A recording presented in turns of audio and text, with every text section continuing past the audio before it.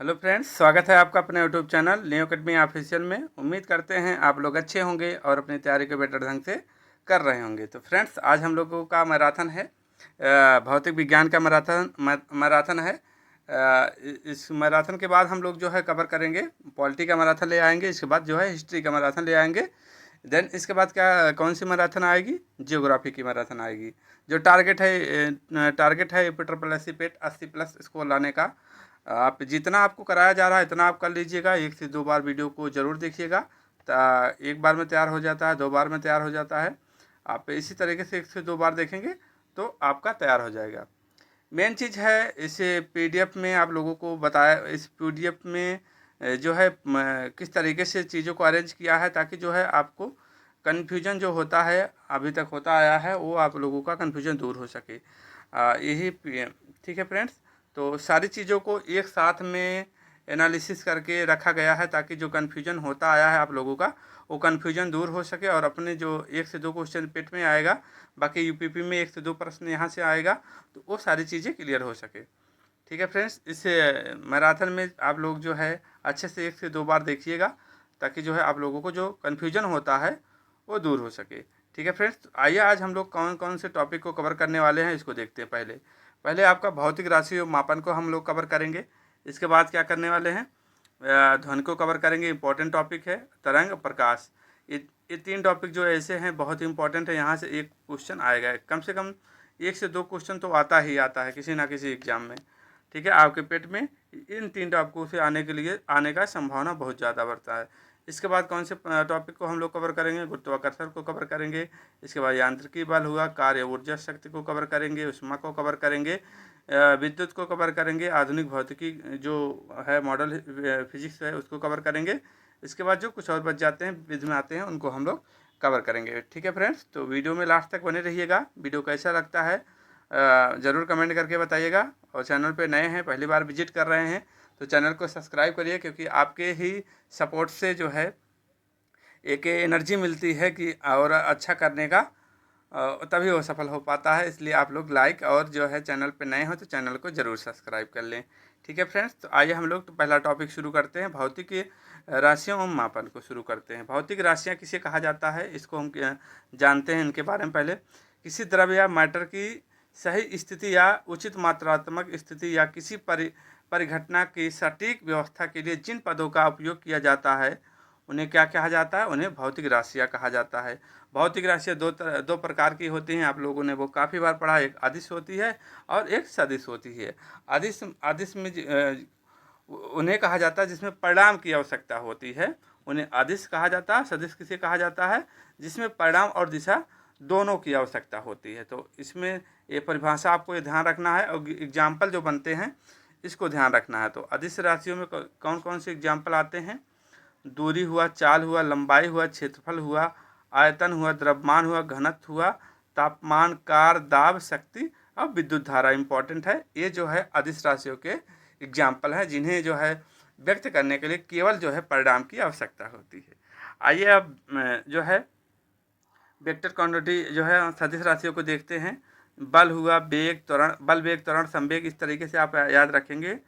बल, वेग, त्वरण, संवेग, भार, वजन, भार, विस्थापन, बल, आघूर्ण, विद्युत तीव्रता, चुंबकीय तीव्रता, विद्युत धारा, घनत्व। इस चीज़ों को आप लोग ध्यान दीजिएगा, इंपॉर्टेंट बनते हैं ये सब। ठीक है फ्रेंड्स, आइए आगे बढ़ते हैं हम लोग।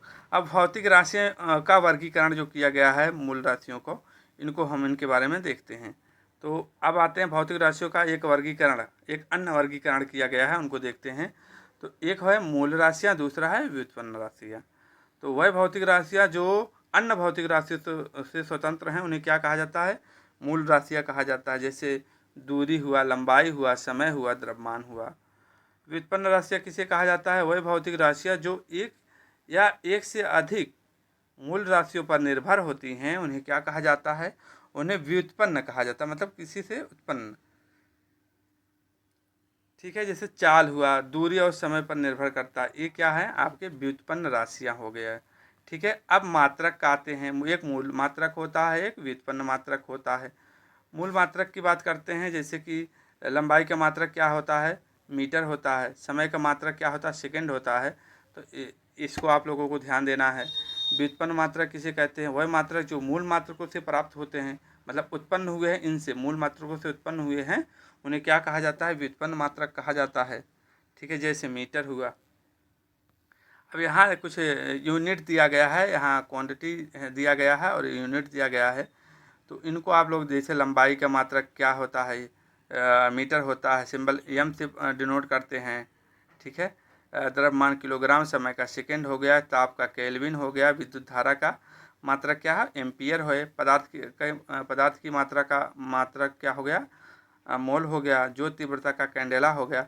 तो ये सब आपको कहीं ना कहीं चाहे स्टैटिक जीके में पूछा जाएगा या आपको इसमें साइंस के अंतर्गत पूछा जाता है। आप लोग ध्यान दीजिएगा इसको। अब आते हैं मात्रक। मात्रक का टॉपिक आता है, यहाँ मात्रक को देखते हैं। भौतिक मात्रक, भौतिक विज्ञान, द्रव्य और ऊर्जा का अध्ययन क्या कहलाता है? जो है भौतिक विज्ञान कहलाता है। दूरी मापने की सबसे छोटी इकाई की पूछता है तो क्या बताएंगे? फर्मी मीटर बताएंगे।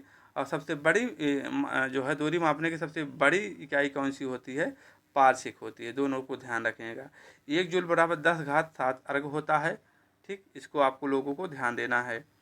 अब आते हैं खगोलीय इकाई। खगोलीय इकाई किसे कहा जाता है? सूर्य और पृथ्वी के बीच की औसत दूरी को खगोलीय इकाई कहा जाता है। 1 पारसेक बराबर कितना होता है? 3 दशमलव जो 2 घात 6 प्रकाश वर्ष होता है। ठीक है, किलोमीटर की बात करते हैं तो इतना होता है।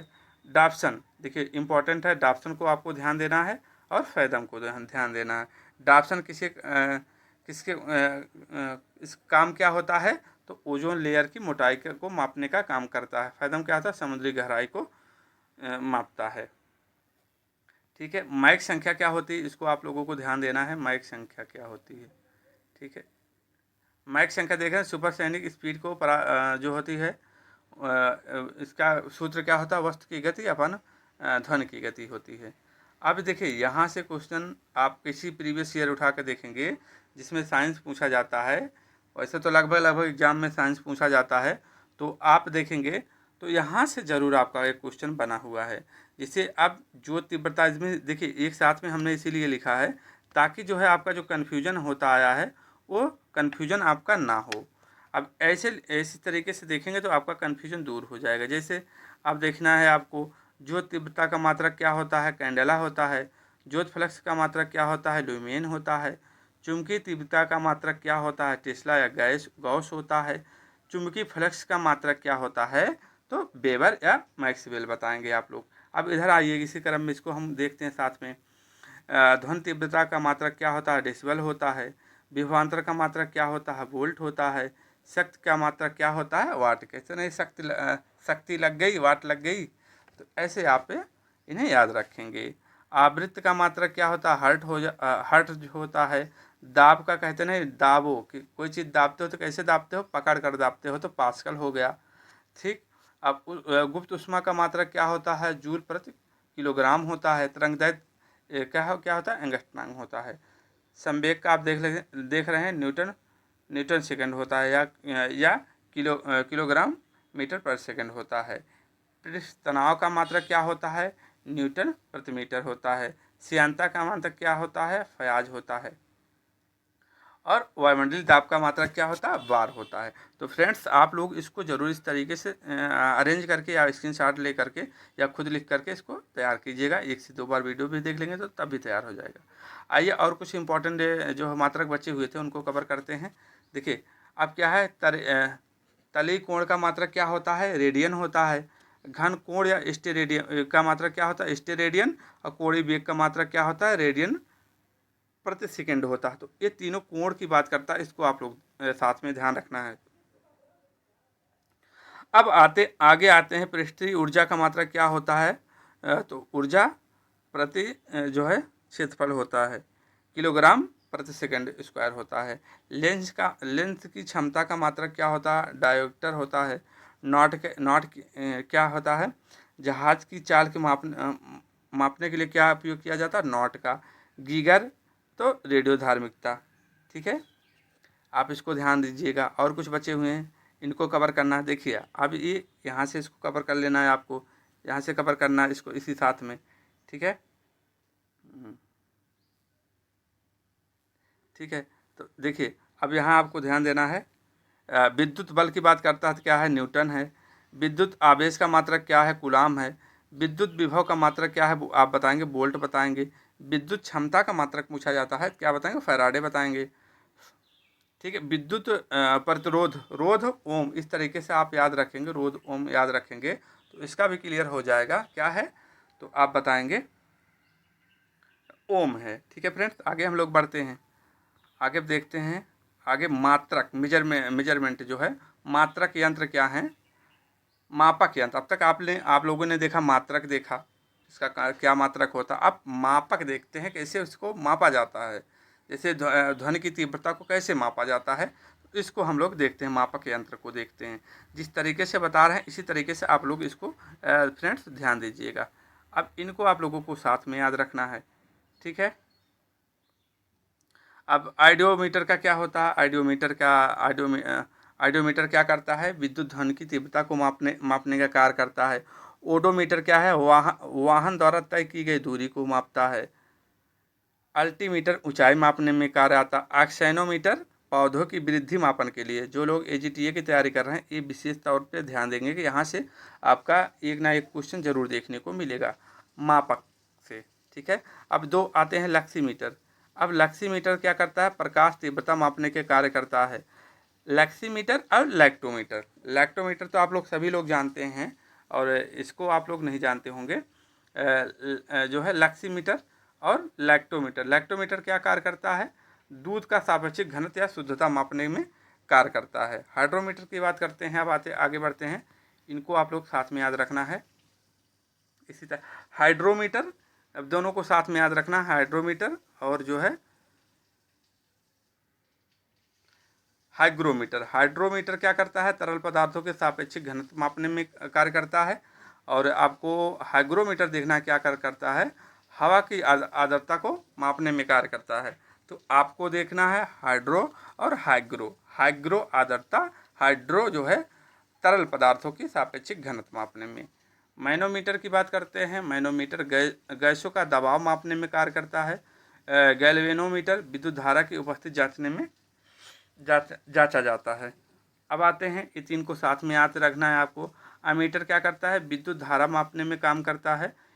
अमीटर होगा। एनीमोमीटर वायु गति मापने में।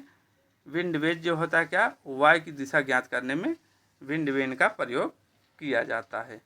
ठीक है, आगे और आते हैं हम लोग, इसको देखते हैं। वोल्ट मीटर हुआ और सिस्मोग्राफ हुआ, बहुत ही इंपॉर्टेंट है, कई बार पूछा गया है। वोल्ट मीटर विभवांतर मापने में कार्य किया आता है और सिस्मोग्राफ से क्या मापा जाता है, तो भूकंप की तीव्रता जो है किससे मापी जाती है, तो आप बताएंगे सिस्मोग्राफ से भूकंप की तीव्रता मापी जाती है। आप लोग इसको ध्यान दीजिएगा। अब इस तीनों को साथ में याद रखिएगा, मीटर, थर्मामीटर, पायरोमीटर और कैरेट मीटर। तो थर्मामीटर से ताप मापा जाता है, पायरोमीटर से उच्च ताप मापा जाता है। देखो ताप की बात करता है, ताप मापने का पूछा जाता है, थर्मामीटर बताएंगे। उच्च ताप मापने की बात करता है तो आप क्या बताएंगे, पायरोमीटर बताएंगे। कैरेट मीटर से क्या होता है, स्वर्ण की शुद्धता मापने में कार्य किया जाता है। ठीक है, इसको आप लोगों को ध्यान देना है इसी क्रम में।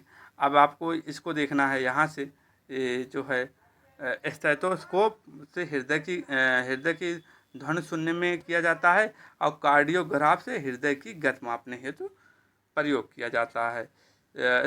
स्फैग्मोमैनोमीटर से क्या किया जाता है, रक्त ताप मापने में किया जाता है। और फायदोमीटर समुद्र की गहराई मापने में फायदोमीटर का प्रयोग किया जाता है। अब हम लोगों का एक टॉपिक ख़त्म हो गया, दूसरे नंबर टॉपिक पे आते हैं। ध्वनि साउंड जो है बहुत ही इम्पोर्टेंट है, इसको हम लोग जो है कवर करते हैं। ठीक है फ्रेंड्स, आप इसी तरीके से देखिए, प्रकाश का भी हमने इसी में ले लिया कि जो चाल पूछी जाती है, यहाँ से आपके देखेंगे UPSI हुआ, UPP हुआ, तो यहाँ से आपका एक क्वेश्चन जरूर देखने को मिलेगा।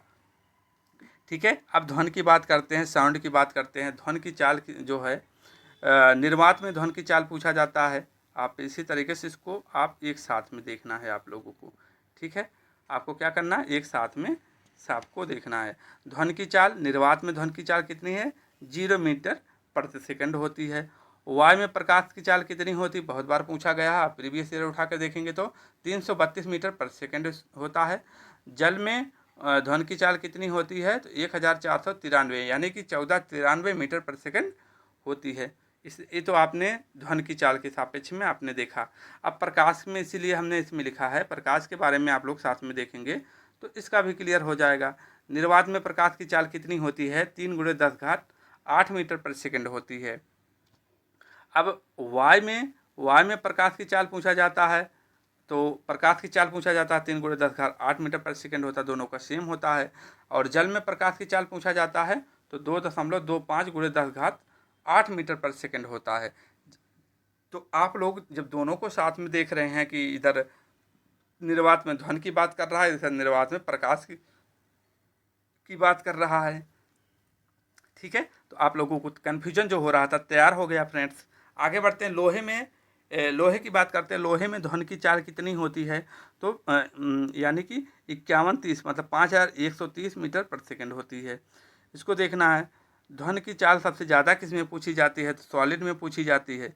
और सॉलिड में अगर पूछा जाता है जैसे कि किस में होती है, तो आप किस में बताएंगे? स्टील में होती है, ठीक है। और सबसे कम किस में? गैस में होती है। गैस में पूछा जाता है, गैस का नाम दे देता है किस गैस में? तो हाइड्रोजन गैस में सबसे कम ध्वनि की चाल होती है। अब यहाँ इसी के सापेक्ष हम यहाँ बात कर लेते हैं। प्रकाश में, हीरे में प्रकाश की चाल कितनी होती है? तो 1.23 × 10⁸ मीटर प्रति सेकंड होती है। कांच में प्रकाश की चाल की बात करता है तो 2.10⁸ मीटर प्रति सेकंड होता है। और प्रकाश की चाल सबसे ज़्यादा किस में पूछी जाती है होता है? तो आप किस में बताएंगे? तो निर्वात में बताएंगे। और ठोस की बात करता है तो हीरा, ठीक है। अब बात करते हैं सबसे ज़्यादा प्रसार किस में होता है? सबसे ज़्यादा प्रसार किस में होता है, इसको ध्यान देना है। तो गैस में होता है। इसके बाद जो है किस में होता है? द्रव्य में होता है। लास्ट में किस में होता है? ठोस में होता है।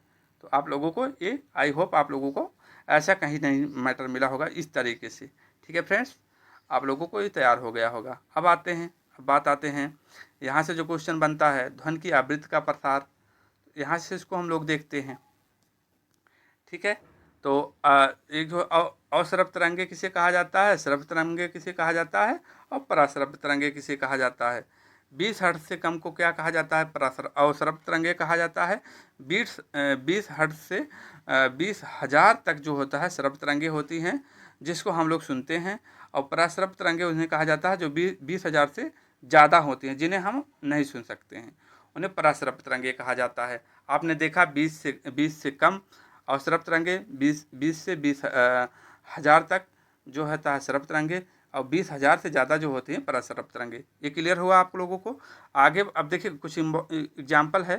ज्वालामुखी, भूस्खलन, अलकापिंड, भूकंप एवं सुनामी इत्यादि जो होती हैं से कौन सी तरंगे निकलती हैं? अश्रव्य तरंगे पैदा होती हैं, उत्पन्न होती हैं, निकलती हैं, ठीक है। अब इधर बात करते हैं सॉरी, पराश्रव्य की बात करते हैं। सुनता कौन है पराश्रव्य? जैसे बंदर हुआ, कुत्ता हुआ, बिल्ली हुआ, चमगादड़ हुआ, ये सब जो है पराश्रव्य तरंगे सुन सकते हैं। उत्पन्न कौन करता है? चमगादड़ हुआ, चूहा हुआ और डॉल्फिन हुआ, ये सब पराश्रव्य तरंगे उत्पन्न करती हैं। और सुनता कौन है? सुन सकता कौन है? बंदर हुआ, कुत्ता हुआ, बिल्ली, चमगादड़ हुआ, ठीक है। तो आपने देखा चमगादड़ जो सुनता भी है और उत्पन्न भी करता है। अब आते हैं पराश्रव्य तरंगे में और देख लेते हैं हम लोग। इसको इसी तरीके से देखिएगा, ठीक। इसमें देख लेते हैं अश्रव्य तरंगे में। सबसे पहले जो है भूकंप सुनता है कौन? हाथी। और इसके बाद सबसे पहले सुनामी तो व्हेल हुआ, पेंगुइन हुआ, ये सब जो है अश्रव्य तरंगे सुनती हैं। पराश्रव्य की में बात कर लेते हैं। प्रयोग कहाँ किया जाता है? तो ये प्रयोग जो होता है ये इम्पोर्टेंट है, आप लोगों को ये देखना जरूरी है, ठीक है। संकेत भेजने के लिए पराश्रव्य तरंगों का प्रयोग किया जाता है। समुद्र की गहराई का पता लगाने में, चिमनियों से कालिख हटाने में किया जाता है। गठिया रोग के उपचार में किया जाता है। मस्तिष्क का ट्यूमर का पता लगाने में किया जाता है। कीमती कपड़ों, वायुयान के पुर्जों में घड़ी के पुर्जों साफ करने के लिए किया जाता है, ठीक है। और सोनार, देखिए सोनार क्या होता है? सोनार का फुल फॉर्म देख लीजिए, sound navigation range and ranging होता है। पानी में डूबी हुई वस्तुओं को पता लगाने के लिए किसका प्रयोग किया जाता है? तो आप किसे बताएंगे? सोनार का। रेडार का देख लीजिए, रेडार क्या है?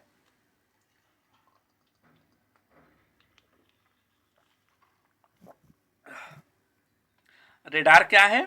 रेडियो डिटेक्शन एंड रेंजिंग है। दोनों का फुल फॉर्म भी आप लोग ध्यान दीजिएगा, ठीक है। आसमान में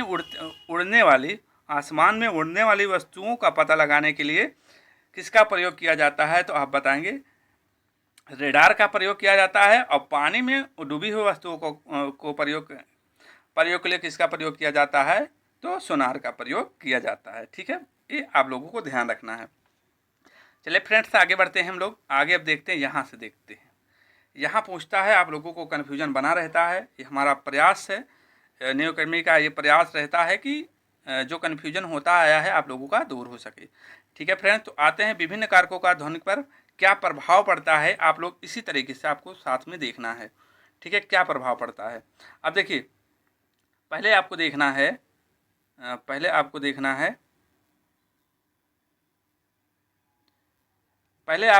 है जो ताप बढ़ाने पर ध्वनि के पर क्या प्रभाव पड़ता है। ताप बढ़ाने पर ध्वनि पर क्या प्रभाव पड़ता है? दाब बढ़ाने पर ध्वनि का क्या प्रभाव पड़ता है? आणविक द्रव्यमान बढ़ाने पर जो है ध्वनि का क्या प्रभाव पड़ता है? ध्वनि पर क्या प्रभाव पड़ता है? आर्द्रता बढ़ाने पर ध्वनि पर क्या प्रभाव पड़ता है? घनत्व का ध्वनि पर क्या प्रभाव पड़ता है? इतना आपको देखना है। अब ताप बढ़ाने पर ध्वनि पर क्या प्रभाव पड़ता है? जैसे ताप बढ़ेगा तो ध्वनि की चाल भी बढ़ेगी। तो यानी कि ताप बढ़ाने पर जो है ध्वनि की चाल बढ़ेगी। और टेम्परेचर यानी और जो है और ताप यहाँ घटाने पर ध्वनि की चाल घटेगी, यानी कि V = √T। अगर ताप बढ़ाएंगे तो ध्वनि की चाल बढ़ेगी, ताप घटाएंगे तो ध्वनि की चाल घटेगी, ठीक है। ताप बढ़ाएंगे तो बढ़ेगी, ताप घटाएंगे तो घटेगी, ठीक है। ये हो गया। अब दाब का क्या प्रभाव पड़ता है ध्वनि पर, ठीक है। तो दाब का ध्वनि पर कोई प्रभाव नहीं पड़ता है, ठीक है। आणविक द्रव्यमान को बढ़ाने पर जो है ध्वनि पर क्या प्रभाव पड़ता है? किसी गैस का आणविक द्रव्यमान कम होगा तो उसकी ध्वनि सबसे ज़्यादा होगी। जैसे आणविक द्रव्यमान कम किसका है सबसे? तो हाइड्रोजन का देख रहे हैं, तो सबसे ज़्यादा होगा इसका। और सबसे ज़्यादा किसका आणविक द्रव्यमान है? 32 किसका है? तो ऑक्सीजन का है, तो इसका कम होगा। सबसे हल्की गैस कौन सी है? हाइड्रोजन है। ये हो गया। अब आते हैं आर्द्रता, नमी। आर्द्रता बढ़ाने पर ध्वनि पर क्या प्रभाव पड़ता है? आर्द्रता बढ़ेगा तो ध्वनि की चाल भी बढ़ेगी, और आर्द्रता घटेगी तो ध्वनि की चाल भी घटेगी। यानी कि आपने जैसे देखा तापमान को देखा, तापमान बढ़ाने पर ध्वनि की चाल बढ़ेगी, तापमान घटाने पर ध्वनि की, ये दोनों सेम है, आप लोग साथ में देखेंगे। अब घनत्व का ध्वनि पर क्या प्रभाव पड़ता है, इसको आप लोगों को देखना है। किसी गैस का घनत्व बढ़ा दिया जाता है तो ध्वनि की चाल घट जाती है, कम करने पर बढ़ जाती है। सबसे ज़्यादा घनत्व की बात करता है किसका है? तो आपने देखा ऑक्सीजन का है। और सबसे कम घनत्व किसका है? हाइड्रोजन का है। आपने इसको क्लियर कर लिया। इसी तरीके से आप लोग, भारी गैस कौन सी? ऑक्सीजन है। सबसे हल्की गैस हाइड्रोजन है। अब ध्वनि की जो विशेषताएं होती हैं, त्वरित ये पूछा गया था, AGTA में जो है पूछा गया है प्रश्न, इसको आप लोग ध्यान दीजिएगा। ध्वनि की विशेषताएं के बारे में देखिए। त्वरित किसे कहा जाता है? आवाज़ का पतलापन, ठीक है। जैसे महिलाओं की आवाज़ का त्वरित पुरुषों से ज़्यादा होता है। त्वरित प्रोपोर्शनल जो है आवृत्त होता है। त्वरित बढ़ेगा तो आवृत्त बढ़ेगी, त्वरित घटाएंगे तो आवृत्त भी घटेगी। यूनिट क्या होता है? इंपॉर्टेंट है। त्वरित का यूनिट क्या होता है? आवृत्ति। त्वरित या आवृत्ति का यूनिट क्या होता है? हर्ट्ज होता है। त्वरित आवृत्ति पर निर्भर करता है, ठीक है, निर्भर ही है। बढ़ाएंगे बढ़ेगा, घटाएंगे तो घटेगा। तो ये त्वरित हो गया। आइए आगे बढ़ते हैं। प्रबलता की यूनिट क्या होती है? डेसिबल होती है। प्रबलता आयाम पर निर्भर करता है। अब प्रबलता बढ़ाएंगे तो आयाम भी बढ़ेगा, और प्रबलता घटाएंगे तो आयाम भी घटेगा, ठीक है। गुणवत्ता की बात करते हैं, और दो शब्दों के बीच का सुनने का गैप कितना होता है, इसको ध्यान दीजिएगा। 0.1 सेकेंड होता है, यानी या कह सकते हैं 1/10 होता है। क्वेश्चन आया हुआ है, ठीक है। प्रतिध्वनि की बात करते हैं। अब हम प्रतिध्वनि जो टकरा के आती है आवाज़, उसे कहा जाता है, एक दीवार से जो टकरा के आती है, तो उससे क्या प्रतिध्वनि। देखिए पहले, जब ध्वनि तरंग किसी टावर से टकराकर अपने आप को सुनाई देता है, उसे क्या कहा जाता है? प्रतिध्वनि कहा जाता है। जैसे हम लोग कहीं पहाड़ पे जाते हैं तो बोलते हैं, तो वहाँ से लौट के आवाज़ आती है, वही समझिए, कहीं से टकरा करके जो आवाज़ आती है उसे प्रतिध्वनि कहा जाता है। ठीक है। अब अगला पॉइंट देखिए,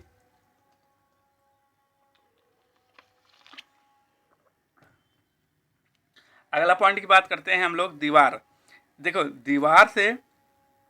दीवार से एक प्रतिध्वनि सुनने के लिए न्यूनतम दूरी कितनी होती है? तो 17.2 मीटर होती है। ठीक है, ये क्वेश्चन पूछा गया है, आपके एग्जाम में पूछा गया है, एजीटीएम पूछा गया, आप इसे देख सकते हैं। पेट में यहाँ से पूछा जा सकता है, इंपॉर्टेंट है, इस बात को आप लोग ध्यान दीजिएगा। अब आते हैं डॉपलर प्रभाव, आते हैं डॉपलर इफेक्ट, आते हैं ध्वनि। डॉपलर इफेक्ट के बारे में हम लोग देखते हैं क्या प्रभाव पड़ता है। ध्वनि की आवृत्ति का घटने या बढ़ते हुए प्रतीत होना क्या कहलाता है? डॉपलर का प्रभाव है। जब श्रोता और निरीक्षक के बीच की सापेक्षिक दूरी घटती है तो ध्वनि की आभासी आवृत्ति क्या होती है? वो भी घटती है। जब श्रोता और निरीक्षक के बीच की सापेक्षिक दूरी बढ़ती है तो ध्वनि की आभासी घटती है। इसको आप लोगों को ध्यान देना है। आगे बढ़ते हैं हम लोग। ये इम्पोर्टेंट है, वृत्तिगत पे में डॉपलर प्रभाव का क्या इफेक्ट पड़ता है? तो कोई इफेक्ट नहीं पड़ता है, जीरो इफेक्ट पड़ता है। प्रभाव क्या है? ब्रह्मांड का विस्तार होना, पुलिसकर्मी का ओवर स्पीड नापने वाला जो उपकरण होता है, और अलकापिंड की गति मापने के लिए इसका प्रयोग किया जाता है। आगे बढ़ते हैं। जो ध्वनि होती है उसको जो है तीव्रता उसकी कितनी होती है डेसिबल में, उसको देखते हैं। साधारण बातचीत जो हम लोग करते हैं आपस में, कितना होता है, कितनी उसकी तीव्रता होती है? 30 से 40 डेसिबल होती है। इम्पॉर्टेंट है, ज़ोर ज़ोर से चिल्लाना, ज़ोर ज़ोर से बातचीत करना, जैसे कि झगड़ा वगड़ा करते हैं तो 50 से 60 डेसिबल होता है। ट्रक और ट्रैक्टर की बात करते हैं, 90 से 100 होता है। सायरन का कितना होता है? 110 से 120 होता है। जेट विमान का 140 से 150, और गन मशीन और मिसाइल दोनों को आप लोग अलग कर दीजिए, 170 और 180।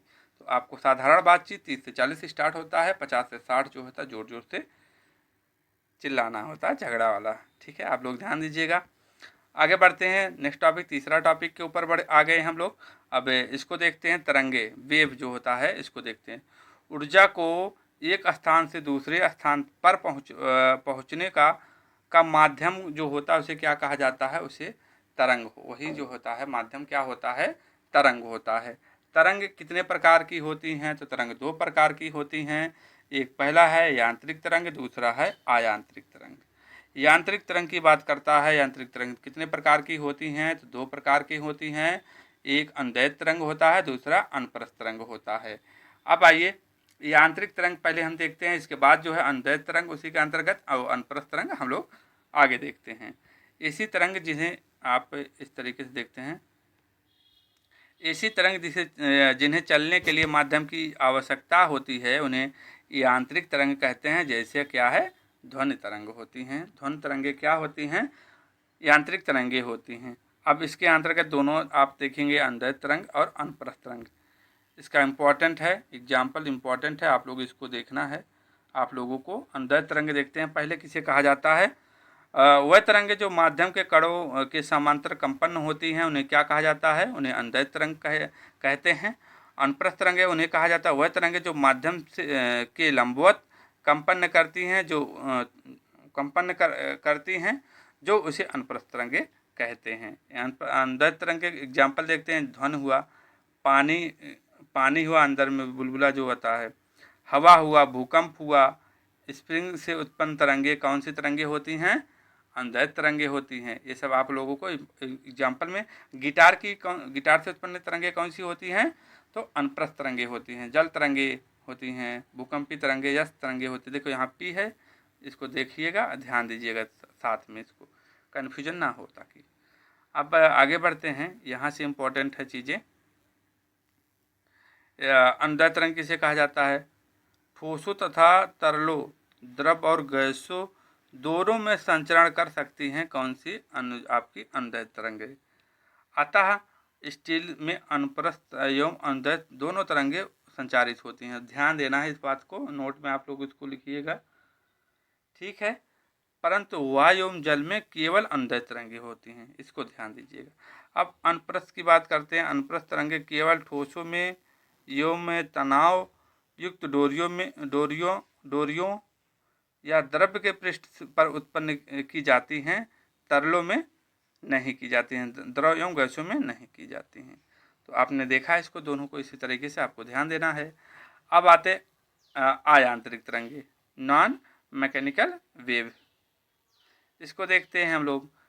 जिन्हें चलने के लिए किसी माध्यम की आवश्यकता नहीं पड़ती है, उन्हें क्या कहा जाता है, नॉन मैकेनिकल वेव कहा जाता है, आयांत्रिक तरंगे कहते हैं। जैसे सूर्य से आने वाली ऊष्मा जो होती है पृथ्वी तक आती है, किसी माध्यम की आवश्यकता नहीं होती है, तो यही है। विद्युत चुम्बकीय तरंगे, विद्युत चुम्बकीय प्रोटॉन से बनी होती हैं, जैसे लाइट हुआ, एक्सरे वे हो गए सब। अब आते हैं विद्युत चुम्बकीय तरंग के गुण क्या क्या होते हैं, इसको देखना है आप लोगों को। यह प्रकाश के वेग से चलती है, किसी माध्यम की आवश्यकता नहीं होती है, कि ये अनुप्रस्थ तरंगे होती हैं, ऊर्जा और संवेग इसमें होता है। तो ये कौन सी तरंगे होती है, विद्युत चुम्बकीय तरंगे, तो आप बताएंगे अनुप्रस्थ तरंगे होती है, इसको आप लोगों को ध्यान देना है। अब आगे बढ़ते हैं। विद्युत चुम्बकीय तरंगों की अवधारणा किसने दी, तो मैक्सवेल ने दी, ठीक है। प्रकाश जैसे हुआ रेडियो तरंगे हुआ, एक्स तरंगे हो गया, यूवी रेंज हो गया, आवरक तरंगे हो गया, रेडियो वेव हो गया, ठीक है फ्रेंड्स, ये हो गया। अब बात करते हैं विद्युत चुम्बकीय तरंगों में सबसे ज़्यादा ऊर्जा किसमें पाई जाती है, तो सबसे ज़्यादा ऊर्जा हुआ, सबसे ज़्यादा तरंगदैर्ध्य हुआ, सबसे ज़्यादा आवृत्ति हुआ। तो आवृत्ति और ऊर्जा की बात करता है सबसे ज़्यादा किसमें होती है, तो आप बताएंगे गामा रेज में बताएंगे, और इसके बाद एक्स रे, यूवी रेज, ठीक है, ये सब। इसके सबसे कम किसमें होती है, रेडियो वेव में होती है, रेडियो तरंगों में होती है, ठीक है। अब अनुदैर्ध्य की बात करते हैं, रेडियो वेव में सबसे ज़्यादा होती है, सबसे कम किसमें होती है, एक्स रे में होती है, ठीक है, सॉरी गामा रेज में होती है, आपको ध्यान देना है।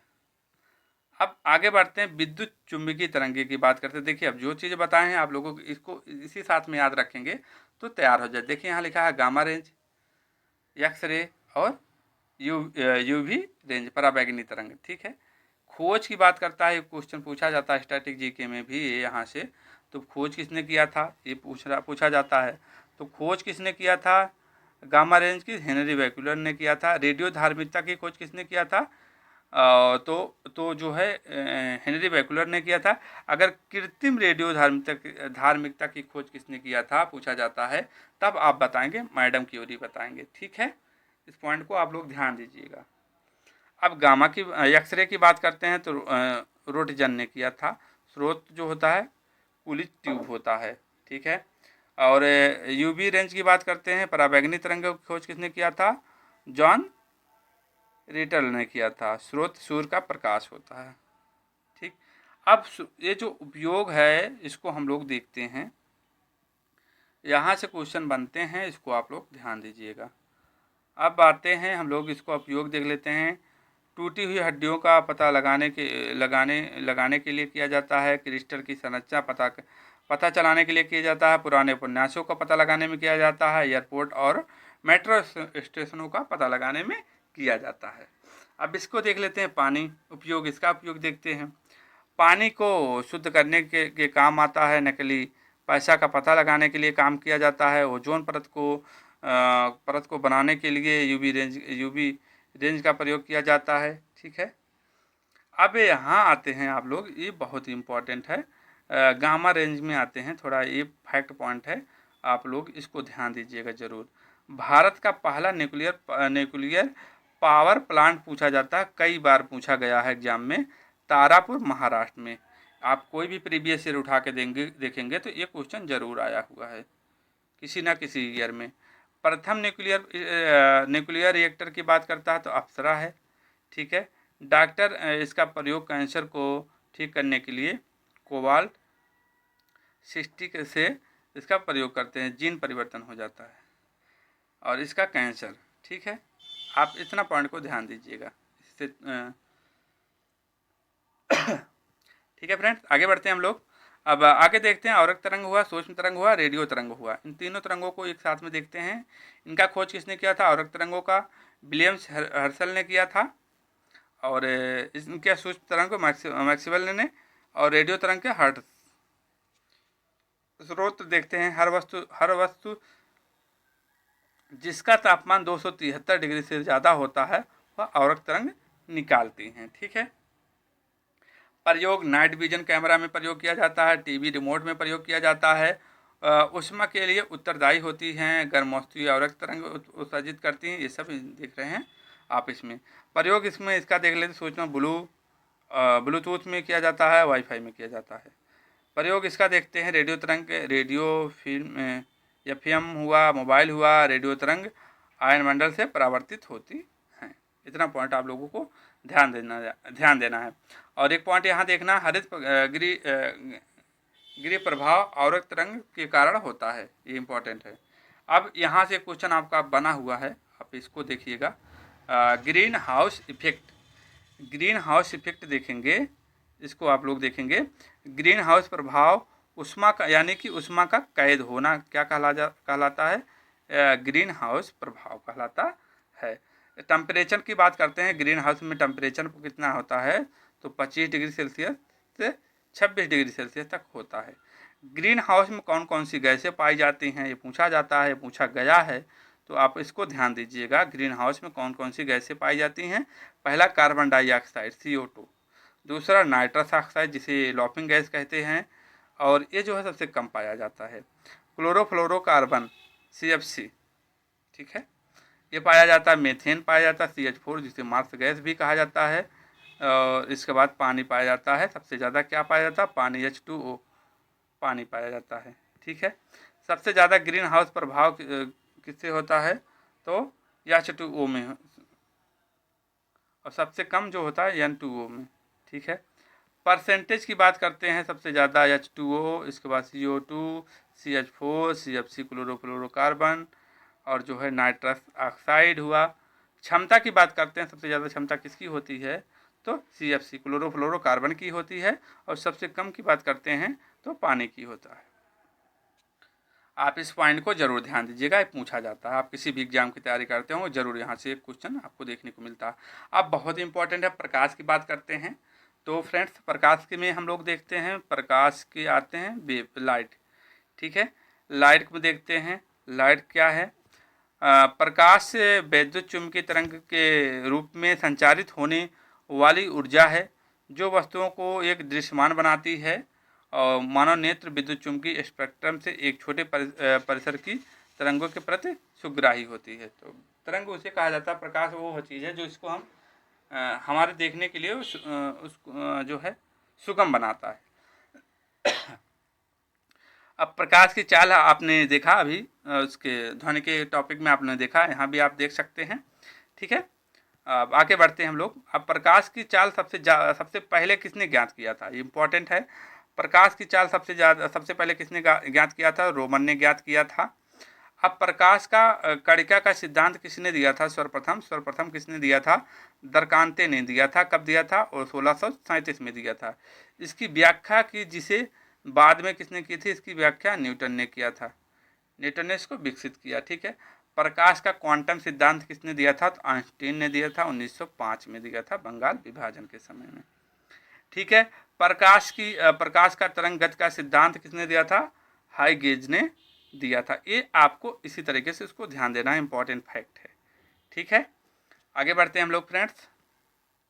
अब यहाँ से इंपॉर्टेंट है, जो आप लोगों का कन्फ्यूजन बनता आया है ये दूर हो जाएगा। आप लोग इसको इसी तरीके से ध्यान दीजिएगा। प्रकाश से संबंधित महत्वपूर्ण जो घटनाएं होती हैं, प्रकाश के टॉपिक से, यहाँ घटनाओं से ही तो क्वेश्चन बनता है और कन्फ्यूजन होता है आप लोगों को। तो आप लोग इसी तरीके से इसको ध्यान दीजिएगा और साथ में सबको पढ़िएगा, ठीक है। अब यहाँ बात करता है प्रकाश का परावर्तन, प्रकाश का अपवर्तन, प्रकाश का प्रकीर्णन, प्रकाश का विक्षेपण और प्रकाश का अपवर्तनांक। प्रकाश का अपवर्तनांक किसी जो इसको देखते हैं, जब भी प्रकाश विरल से सघन माध्यम में प्रवेश करता है तो वह अविलंब की ओर मुड़ जाता है, ठीक है। सघन से विरल आप देख सकते हैं इस तरीके से, ये यहाँ से निकलता है, यहाँ से इधर परावर्तित हो जाता है, अपवर्तित। अब इसका एग्जाम्पल आप देख सकते हैं, जैसे सिक्का जो होता है पानी में उड़ा हुआ दिखता प्रतीक होता है, किसके कारण? प्रकाश का अपवर्तन के कारण। ऐसे पूछा जाता है। छड़ पानी में डूबी हुई नजर आती है, किसके कारण? 4 ऑप्शन दे देता है, तो प्रकाश का अपवर्तन के कारण। नींबू पानी में बड़ा नजर आता है, किस लिए? प्रकाश का अपवर्तन के लिए। अब आते हैं प्रकाश का प्रकीर्णन की बात करते हैं। प्रकाश का प्रकीर्णन तरंगदैर्घ्य के व्युत्क्रमणानुपाती होता है। प्रकाश का प्रकीर्णन या आवृत्त सबसे ज़्यादा किस में होता है? तो बैगनी किरणों में, बैगनी रंग में होता है, और सबसे कम किस में होता है? तो रेड कलर में होता है। आप इस पॉइंट को जरूर ध्यान रखिए। तरंगदैर्घ्य की बात करेगा, सबसे ज़्यादा तरंगदैर्घ्य किस में होता है? तो आप बताएंगे लाल रंग में होता है। सबसे कम किस में होता है? बैगनी। प्राथमिक रंग की बात करता है, प्राथमिक रंग में कौन कौन से आते हैं? तो पूछा गया है। तो प्राथमिक रंग में कौन कौन से आते हैं? लाल हुआ, हरा हुआ, नीला हुआ। प्रकाश सफ़ेद होता है, तो प्रकाश पूछ लेता है किस कलर में होता है, तो प्रकाश सफ़ेद होता है। 7 रंग देते हैं, प्रकाश 7 रंग देता है। अब इसके बाद आते हैं प्रकाश का विक्षेपण में देखते हैं, जो है इसको देखते हैं। प्रकाश का विक्षेपण लाल हुआ, नारंगी हुआ, पीला हुआ, हरा हुआ, नीला हुआ, जामुनी हुआ, बैगनी हुआ। ये जो है इसको देखते हैं। इंद्रधनुष का बनना विक्षेपण का सबसे ज़्यादा जो होता है बैगनी रंग का होता है, ठीक है। और सबसे कम किसका होता है? लाल रंग का होता है। अभी आपने देखा यहाँ प्रकाश का प्रकीर्णन और आवृत्ति सबसे ज़्यादा किसका? बैगनी रंग का, और सबसे कम लाल रंग का। अब यहाँ देख लीजिए आप लोग, प्रकाश का अपवर्तनांक देख लीजिए।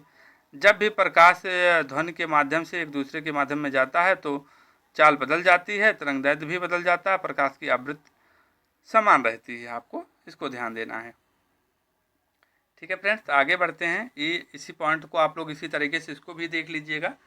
क्रम वाइज से देखेंगे तो आप लोगों का इसी तरीके से आप लोगों का तैयार हो जाएगा। यहाँ देख लेते हैं आप लोगों का प्रकाश की आवृत्ति जो होता है यहाँ, इसमें पूछा जाता है सबसे ज़्यादा किसका अपवर्तनांक होता है? तो पानी का होता है, 1.33 होता है। कोण सबसे ज़्यादा इसी का होता है, पानी का होता है। हीरा का अपवर्तनांक पूछा जाता है, हीरा का सबसे ज़्यादा होता है, पानी का सबसे कम होता है, ठीक है। हीरा का देख रहे हैं 2.42 होता है अपवर्तनांक होता है। और देखिए हाँ, पानी और हीरा को देखेंगे, पानी का अपवर्तनांक सबसे कम होता है और हीरे का सबसे ज़्यादा होता है। कोण की बात करेंगे, कोण पानी का सबसे ज़्यादा होता है, हीरे का सबसे कम होता है। इस बात को आप लोग ध्यान रखना, ठीक है फ्रेंड्स। अब आगे बढ़ते हैं हम लोग। यहाँ देख लेते हैं ये क्वेश्चन जो बना हुआ है, इसको प्रकाश का प्रकीर्णन की बात करता है या आवृत्ति की बात करता है या वर्ण विक्षेपण की बात करता है, सबसे ज़्यादा किस रंग में होता है? तो आप बताएंगे बैगनी रंग में बताएंगे। सबसे कम किस में होता है? तो लाल रंग में होता है, ठीक है। ये प्रश्न है, आप लोग इसी तरीके से इसको जरूर ध्यान दीजिएगा। आई होप प्रकाश से यहीं से क्वेश्चन बनेंगे और आपका जो कन्फ्यूजन था दूर हो गया होगा, ठीक है। दर्पण की बात करते हैं, मिरर में आते हैं हम लोग, वही टॉपिक है, वहीं से ही देखते हैं हम। मिरर को देखते हैं। मिरर को वह वस्तु जिसमें परावर्तक पृष्ठ इस प्रकार का हो कि परावर्तित किरण अपवर्तित किरण की प्रतिकृत हो, दर्पण कहलाता है, ठीक है। अब दर्पण 2 प्रकार के भी होते हैं, एक समतल दर्पण, एक गोली दर्पण होता है। समतल दर्पण किसे कहा जाता है? इसको आइए देखते हैं हम लोग। समतल दर्पण किसे कहा जाता है? इसको देखते हैं हम लोग। समतल दर्पण से प्राप्त प्रतिबिंब सदैव कैसा होता है? आपको यही पॉइंट सिर्फ ध्यान देना है। आभासी और सीधा बनता है। गोली दर्पण से जो दर्पण से वास्तव में किसी बृहद गोले का भाग ही है, जिसका एक पृष्ठ दर्पण की तरफ कार्य करता है। इसका समतल दर्पण देखें, प्रतिबिंब का आकार वस्तु के आकार के बराबर होता है। इसको आप लोग इसी तरीके से देखेंगे। ठीक है फ्रेंड्स, आप इसको इसी तरीके से देख लीजिएगा और आगे हम लोग बढ़ जाते हैं। यहाँ इम्पॉर्टेंट है, यहाँ क्वेश्चन बनेगा आपका, यहाँ से तो बनता ही बनता 100%। अगर प्रकाश से टॉपिक से किसी ने क्वेश्चन बनाया है तो यहाँ से 100% बनाया है। कैसे पूछा जाता है? अवतल दर्पण द्वारा प्रतिबिंब में बनता है या अनंत पर है तो उसका प्रतिबिंब का आकार पूछ लेगा और फोकस पर किस फोकस पर बनेगा, प्रतिबिंब का आकार पूछता है अक्सर। तो अगर अवतल दर्पण द्वारा प्रतिबिंब बनता है, वस्तु की स्थिति कहाँ अनंत पर रखी गई है, तो प्रतिबिंब पूछा जाता है। प्रतिबिंब की स्थिति क्या होगी? फोकस एफ पर रहेगी। ये नहीं पूछा जाएगा प्रतिबिंब का आकार कैसे होगा, तो अत्यधिक छोटा और बिंदु आकार का बनता है। प्रतिबिंब की प्रकृति कैसी होती है? वास्तविक एवं उल्टा होता है। ये क्वेश्चन पूछा जाता है। इसी के साथ में आपको उत्तल दर्पण को भी ध्यान देना है। वस्तु की स्थिति अनंत पर है, जब पूछ लेगा कि वस्तु की स्थिति अनंत पर है उत्तल दर्पण में, तो उसका प्रतिबिंब का आकार कैसे बनेगा या प्रतिबिंब की आकृति कैसी होगी, प्रकृति कैसी होगी? आभासी तथा सीधा होगा, अत्यधिक छोटा बिंदु के आकार होगा। ठीक है, तो अत्यधिक छोटा बिंदु के आकार यहाँ भी आपने देखा अवतल दर्पण में और आपने उत्तल दर्पण में भी देखा। यही पॉइंट आप लोगों को, इतना कुछ पता हो या ना पता हो, इतना आप लोगों को ध्यान देना है इसमें। बाकी आप लोग देख सकते हैं, बाकी इम्पॉर्टेंट नहीं, आप इसी तरीके से देख सकते हैं। ठीक है, यहाँ से प्रयोग जो पूछा जाता है यहाँ से इम्पॉर्टेंट है। डॉक्टर द्वारा आँख, नाक, कान, गला व दांत विशेषज्ञ द्वारा दांतों का बड़ा प्रतिबिंब देखने के लिए प्रयोग किया जाता है अवतल दर्पण का। टार्च हुआ, सर्च लाइट हुआ, एवं वाहनों के हेडलाइट में प्रकाश का शक्तिशाली समांतर किरण पुंज प्राप्त करने में इसी का प्रयोग किया जाता है। ये देख लिया आप लोगों ने। अब लेंस की बात करते हैं। इसी में लेंस से यहाँ से बनता है क्वेश्चन। देखिए यहाँ से भी वही आप लोगों को ध्यान देना है। उत्तल, यहाँ देखिए अवतल लेंस द्वारा बने प्रतिबिंब, उत्तल लेंस द्वारा बने प्रतिबिंब की आकृति पूछा कैसे होता है या प्रकृति कैसी होती है, आकार कैसे होता है, आप लोगों को इसको ध्यान देना है। कैसे आकार होता है, कैसे आकार होता है इसको देखना है। आप कैसे बताएंगे? अवतल दर्पण में द्वारा बने प्रतिबिंब वस्तु की अगर अनंत पर रखी है तो उसका प्रतिबिंब का आकार कैसे होगा, तो अत्यधिक छोटा बिंदु आकार, जैसे आपने अभी पहले देखा। आभासी तथा सीधा, इसको इसी साथ में अनंत पर है, अत्यधिक छोटा बिंदु आकार, दोनों का सेम है।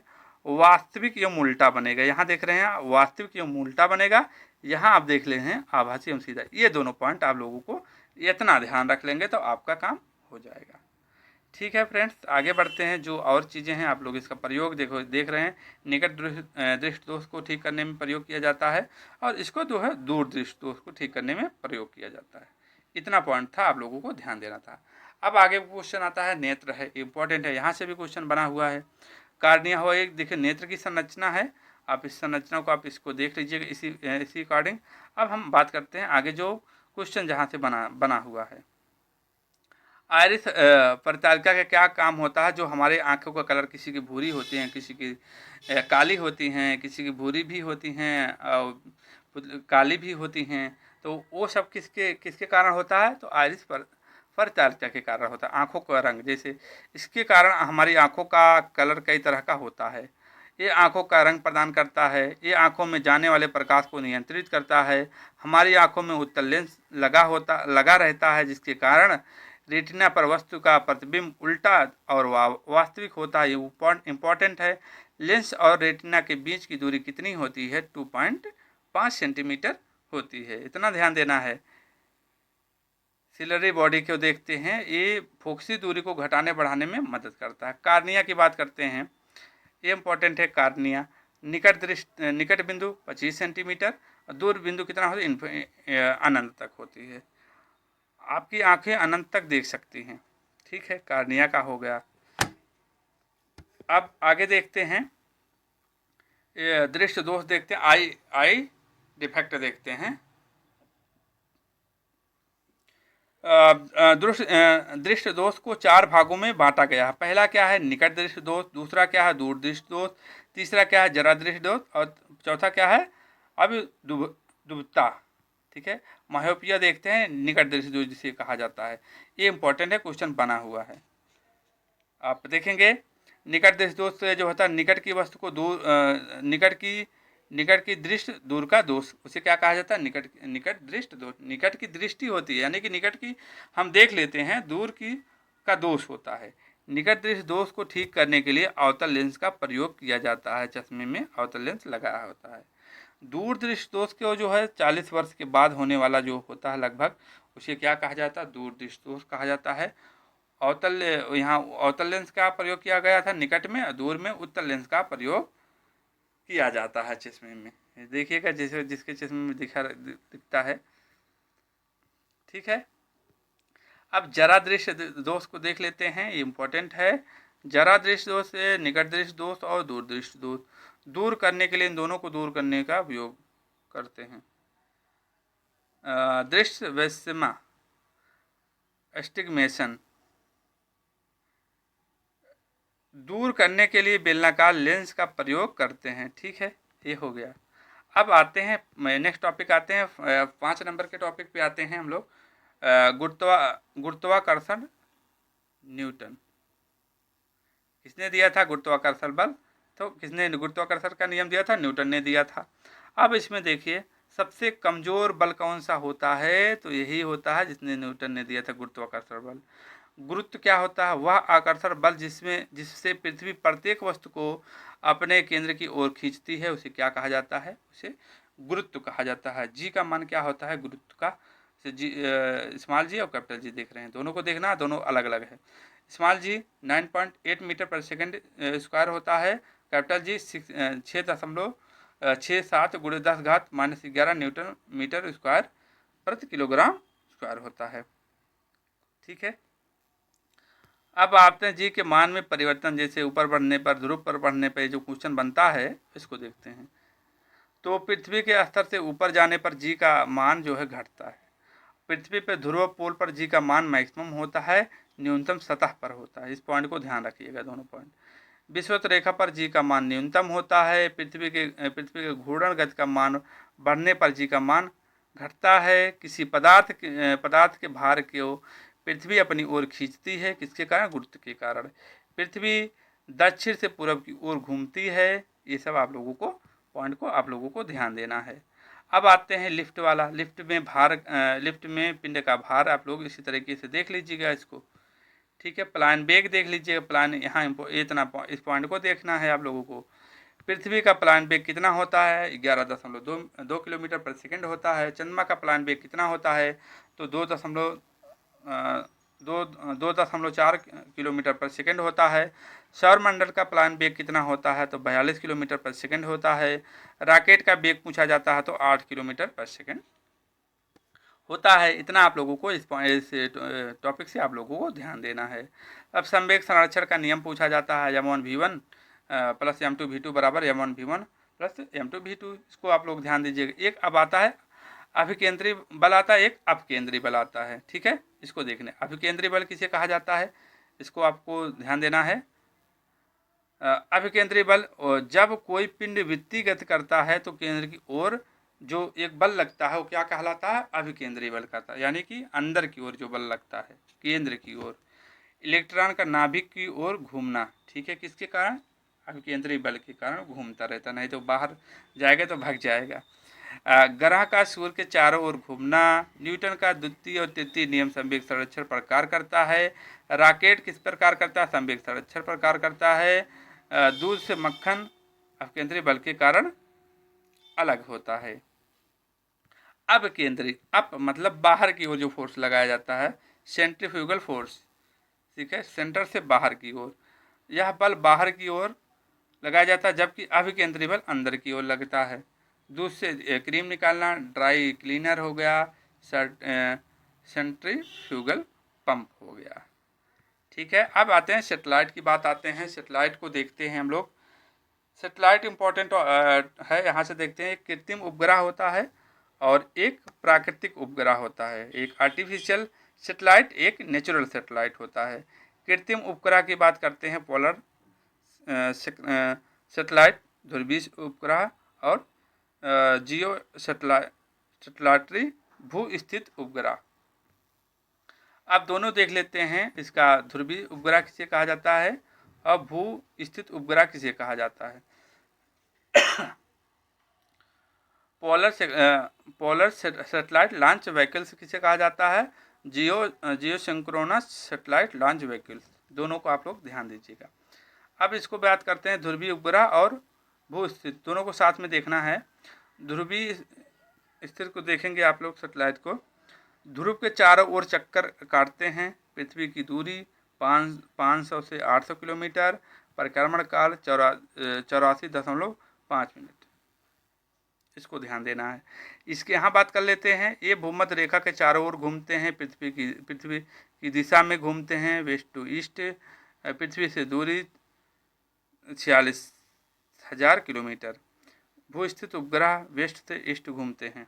ठीक है, अब आगे बढ़ते, परिक्रमण काल इनका देख लीजिए, इतना होता है 24 हॉर्स होता है, या 23 हॉर्स 36 मिनट और 45 सेकंड, 4 सेकंड। ठीक, आते हैं, आगे बढ़ते हैं। दुनिया का सबसे प्रथम सेटेलाइट पूछता है, स्पुतनिक है, पूछा गया है। आप किसे बताएंगे, स्पुतनिक बताएंगे। भारत में प्रथम 1975 में आर्यभट्ट है सेटेलाइट। अमेरिका में एक्सप्लोजर फर्स्ट 1958 में। इसरो का फुल फॉर्म क्या है, इंडियन स्पेस रिसर्च ऑर्गेनाइजेशन। स्थापना इसकी कब हुई थी, 15 अगस्त 1969 में हुई थी। आगे बढ़ते हैं, व्यतिकरण होता है, एक ध्रुवीकरण होता है, इंटरफेरेंस और पोलराइजेशन होता है। दोनों को देखते हैं। साबुन का बुलबुला का रंग नज़र आता है, किसके कारण, व्यतिकरण के कारण आता है। इसको आप लोग इस तरीके से ध्यान देना है। और तेल की बूंद पानी में रंग बिरंगी नज़र आती है, किसके कारण, व्यतिकरण के कारण। सीडी का रंग निकलना, तो ये देख लीजिए आप लोग, व्यतिकरण के कारण। अब आप ध्रुवीकरण को देख लीजिए, 3D ग्लासेज हुआ, सन ग्लासेज हुआ, ये सब ध्रुवीकरण हो गया। अब इसमें आप लोग जो विवर्तन होता है, एक साबुन का बुलबुला होता है, इसको पॉइंट को ध्यान देना है। आप इस पॉइंट को ध्यान दीजिएगा। जब पानी का बुलबुला हवा में रहता है तो उसमें कौन सा लेंस होता है, तो उत्तल लेंस होता है। जब पानी का बुलबुला पानी की सतह पर होता है तो उत्तल लेंस। जब पानी का बुलबुला पानी के अंदर होता है तो अवतल लेंस।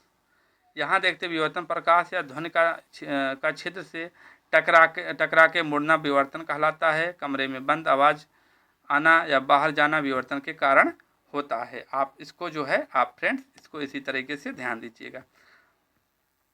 अब ज़्यादा नहीं बचा है, यांत्रिकी बल बचा है। इसमें बहुत ज़्यादा इंपॉर्टेंट चीज़ें नहीं है यांत्रिकी बल में। आप लोगों को, आप गति देख रहे हैं, गति को देख लीजिएगा। डिस्टेंस है, इसको आप लोग इस तरीके से देख लीजिएगा।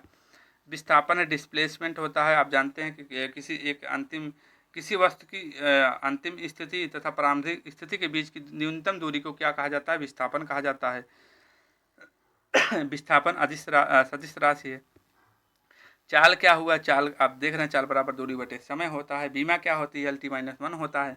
इसको भी आप लोग इस तरीके से देख सकते। त्वरण क्या, एक्सेलरेशन हो गया, इसको भी आप लोग इसी तरीके से देख लेंगे। इसमें कुछ इंपॉर्टेंट नहीं है। उत्तोलक भी देख सकते हैं आप, जैसे चिमटा हुआ, तृतीय सरौता हुआ, द्वितीय श्रेणी में आता है। प्रथम श्रेणी में जो उत्तोलक कैंची आता है, इसको आप इसी तरीके से ध्यान दीजिए। यहाँ आप बात करते हैं, यहाँ पढ़ लेते हैं। यहाँ पर देखने की ज़रूरत है आप लोगों को। प्रथम श्रेणी के उत्तोलक में आता है कौन सा, कैंची हुआ और झूला हुआ, हैंडपंप हुआ, ये सब किस में आते हैं, प्रथम श्रेणी के उत्तोलक में आते हैं। यांत्रिक लाभ एक से अधिक या कम हो सकता है। ठीक है, इसको ध्यान देना। द्वितीय प्रकार का उत्तोलक में जैसे इसमें आता है एक पहिया वाली ठेला गाड़ी। तृतीय में चिमटा, मनुष्य का हाथ। ठीक है, इसको ध्यान देना है आप लोगों को। अब न्यूटन के गति के नियम आते हैं, ये इंपॉर्टेंट है। न्यूटन्स लॉ ऑफ मोशन, इसको देखना है। आप इसको देखिएगा, इसको देखना है आप लोगों को। गैलीलियो एवं आइजैक न्यूटन ने सर्वप्रथम वस्तुओं की गति के संबंध में विचार प्रस्तुत किए। आइजैक न्यूटन ने सन 1687 में अपनी पुस्तक प्रिंसिपिया में गति संबंधित अपने विचारों को तीन नियमों के रूप में बताया, जिन्हें न्यूटन के गति के विषयक नियम कहा जाता है। न्यूटन में देखते हैं न्यूटन का प्रथम नियम क्या कहता है, द्वितीय नियम क्या कहता है और तृतीय नियम क्या कहता है। न्यूटन के नियम जो है, प्रथम नियम जो है किससे संबंधित है, जड़त्व का नियम। द्वितीय जो है गति से संबंधित है, बल का नियम। तृतीय जो है क्रिया प्रक्रिया का नियम है, गाली गलौज, आप गाली देंगे तो हम भी देंगे, इस तरीके का नियम जो आता है न्यूटन के तृतीय नियम में आता है। जैसे किसी वस्तु को जितनी तेज टकराओगे उतना तेज तुम्हें प्रक्रिया भी देती है। अब गति के प्रथम नियम में आते हैं। गति का प्रथम नियम विराम का नियम, विराम का जड़त्व, दूसरा गति का जड़त्व, तीसरा दिशा का। ये आप लोगों को ध्यान देना है इतना उसमें।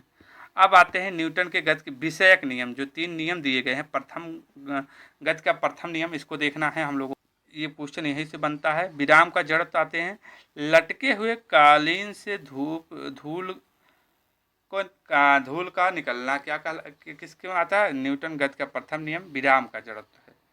पेड़ की डालियों को हिलाने पर फूल एवं पत्ते का गिरना, यानी कि जो पेड़ से आम गिरा था तो इसी में आएगा, विराम का जड़त्व आएगा, गति का प्रथम नियम के अंतर्गत आएगा।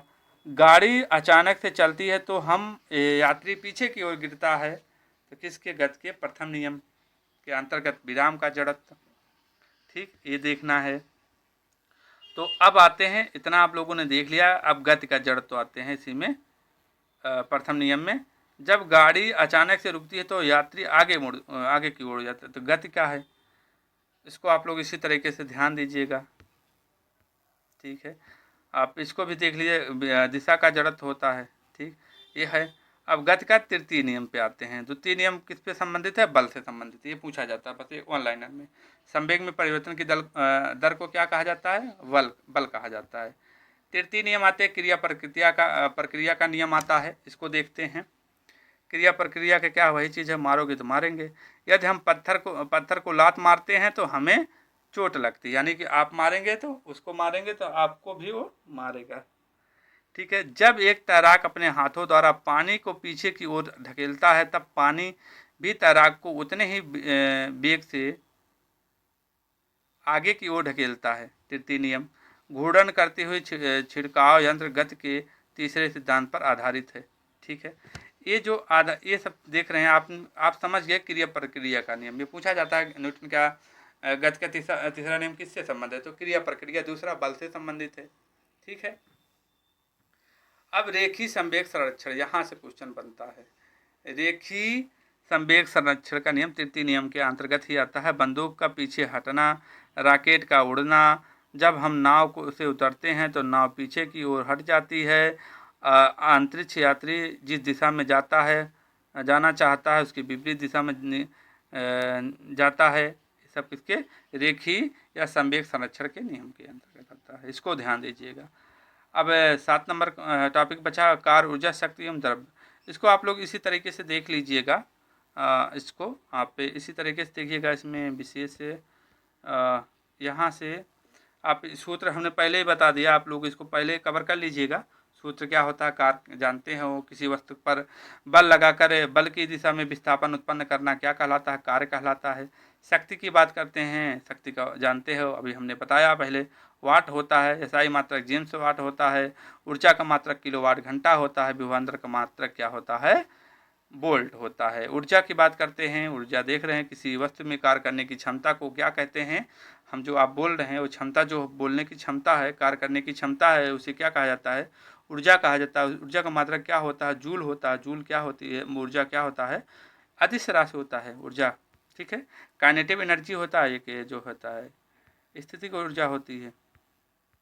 ऊर्जा संरक्षण का नियम, इसको देखना है आप लोगों को। ऊर्जा संरक्षण का नियम देखना है आप लोगों को। तो ऊर्जा, आप जानते हैं ऊर्जा को ना तो बनाया जा सकता है और ना ही नष्ट किया जा सकता है। विश्व की समस्त ऊर्जा नियत होती है। ऊर्जा का यही है, ऊर्जा का रूपांतरण, ये इम्पोर्टेंट है। आपको यहाँ से देखना है ऊर्जा का नवमांतर जो यंत्र है, बदलाव किसमें होता है, इसको देखना, इतना देखना है। पहले तो तीनों को देखना है। सौर ऊर्जा किस में बदलता है, सौर ऊर्जा से विद्युत ऊर्जा में बदलता है। जनरेटर डायनेमो क्या करता है, यांत्रिक या गतिज ऊर्जा को विद्युत ऊर्जा में बदलता है, जो डायनेमो होता है। ठीक है, विद्युत मोटर या विद्युत इंजन क्या करता है, विद्युत मोटर या इंजन क्या करता है, विद्युत ऊर्जा को यांत्रिक ऊर्जा में बदलता है, और इंजन क्या करता है, उसमें से यांत्रिक ऊर्जा में बदलता है। माइक्रोफोन क्या होता है, ध्वनि को विद्युत में बदलता है, और लाउड स्पीकर क्या होता है, विद्युत को ध्वनि में बदलता है। ये इम्पोर्टेंट है, इतना बहुत ही इम्पोर्टेंट है, आपको इतना जरूर ध्यान देना है। अब आते हैं, बल्ब हुआ, ट्यूब टाइल्स हुआ, हीटर हुआ। विद्युत को प्रकाश व उसमें में परिवर्तित करना। विद्युत सेल क्या होता है, रासायनिक ऊर्जा को विद्युत में बदलना। AC to DC rectifier, DC to AC inverter, AC to AC transformer परिवर्तित करता है। ठीक, अब इतना आपने देखा, आपको ये देखना है। अब ट्रांसफार्मर हुआ, जनरेटर हुआ, माइक्रोफोन हुआ, विद्युत चुंबकीय प्रेरण के सिद्धांत पर कार्य करते हैं। पूछेगा ट्रांसफार्मर किस सिद्धांत पर कार्य करता है, तो विद्युत चुंबकीय प्रेरण के सिद्धांत पर कार्य करता है। ट्रांसमीटर किस पर कार्य करता है, एंटीनो विद्युत चुंबकीय संकेत पर। रेडियो टेलीविजन हुआ। सौर ऊर्जा स्रोत क्या है, 70% हाइड्रोजन हुआ, 28% हीलियम हुआ, और 2% भारी गैस हुआ। स्रोत क्या है, सौर ऊर्जा के स्रोत में ये आप लोगों को ध्यान देना है। आविष्कार एवं आविष्कारक की बात करते हैं, ये इंपॉर्टेंट है, इसको आप लोग इसी तरीके से ध्यान दीजिए। डीजल इंजन रुडोल्फ डीजल ने खोज किया था। हेलीकॉप्टर ब्रैकेट ने किया था, मैकमिलन ने किया था। रियल इंजन, जेट इंजन, और भाप इंजन, और फाउंटेन पेन, इसको आपको तीनों को ध्यान। रेल इंजन की बात करता है, किसने खोज किया था, आविष्कार किसने किया था, जॉर्ज स्टीफेंस ने किया था। और रेल इंजन की फ्रैंक हीटल ने किया था। भाप इंजन जेम्स वाट, भाप लगेगी तो हाथ के वाट लग जाएंगे। और वाटरमैन। थर्मामीटर की आविष्कार किसने किया था, फोटोग्राफी का आविष्कार किसने किया था, परमाणु बम का आविष्कार किसने किया था। तो थर्मामीटर का आविष्कार किसने किया था, फ़ारेनहाइट ने किया था। फोटोग्राफी का यल डेक्यूरे ने किया था। ऑटो, परमाणु बम जब फटता है तो ऑटोमेटिक जो हार्न करता है, तो इसको आप इस तरीके से ध्यान दीजिएगा। वायुयान की बात करते हैं, वायु जैसे कहते हैं हवा तुम हमारे राइट ब्रदर्स हो, तो वायुयान राइट ब्रदर्स। रेडियो जी, रेडी रहती है, मार्कोनी हमारी, मालकानी हमारी, इस तरीके से आप याद रख सकते हैं। रेडियो के जी मार्कोनी हो गया। टाइप राइटर की सोल्ज हो गया। रेडियो मैडम क्यूरी हो गया। आगे बढ़ते हैं, और कुछ बचे हैं इंपॉर्टेंट। टेलीफोन बात करते हैं, ग्राहम बेल ने किया था। टेलीविज़न का जे एल बेयर्ड ने किया था। टेलीस्कोप, दूरबीन गैलीलियो। ग्रामोफोन का एडिसन ने। बल्ब का आविष्कार भी। Transformer dynamo Michael Faraday. Safety lamp Davy ने किया था। रडार रॉबर्ट्स वाटसन ने किया था। ठीक है, द्रव के यांत्रिक गुण क्या होते हैं, मैकेनिकल प्रॉपर्टी ऑफ मैटर, जिसमें द्रव हो तथा जो स्थान घेरता है वो द्रव कहलाता है। भौतिक आधार पर जो होता है ठोस, द्रव, गैस होता है, आप लोग बचपन से पढ़ते आए हैं। ठीक है, अब आते हैं इंपॉर्टेंट क्वेश्चन, जो है ऊष्मा एवं ऊष्मागत की, हीट एंड थर्मोडायनामिक। ऊष्मा का यांत्रिक तुल्यांक का सूत्र क्या होता है, W बराबर जे क्यू होता है। ऊष्मा जे क्या होता है, ऊष्मा का यांत्रिक तुल्यांक। W कार्य जूल, इकाई मात्रक। ऊष्मा जूल इकाई मात्रक होता है। सेल्सियस में कैलोरी होता है ऊष्मा का मात्रक। तो ये तरह तरह के जो मात्रक हैं, आप लोगों को ऊष्मा के रिगार्डिंग जो होता है, ऊष्मा के समकक्ष, इनको आप लोगों को ध्यान देना है।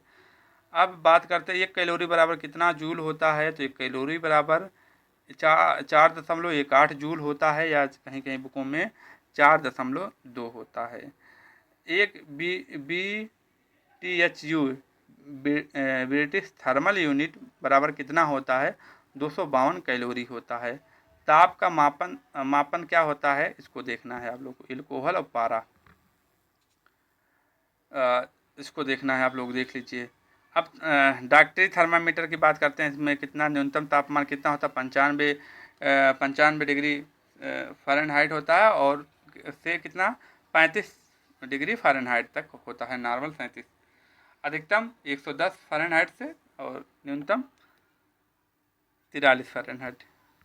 गैस थर्मामीटर आपने देख लिया, और प्लेटिनम का इतना है आप देख रहे हैं।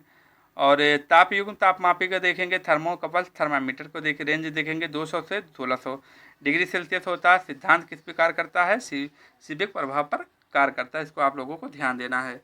अब आगे बढ़ते हैं, हम लोग आगे देखते हैं पूर्ण विकिरण उत्तापमापी टोटल रेडिएशन फारोमीटर। दूर स्थित ताप को मापने के लिए किया जाता है। 8 डिग्री सेल्सियस से अधिक ताप को मापने में किया जाता है।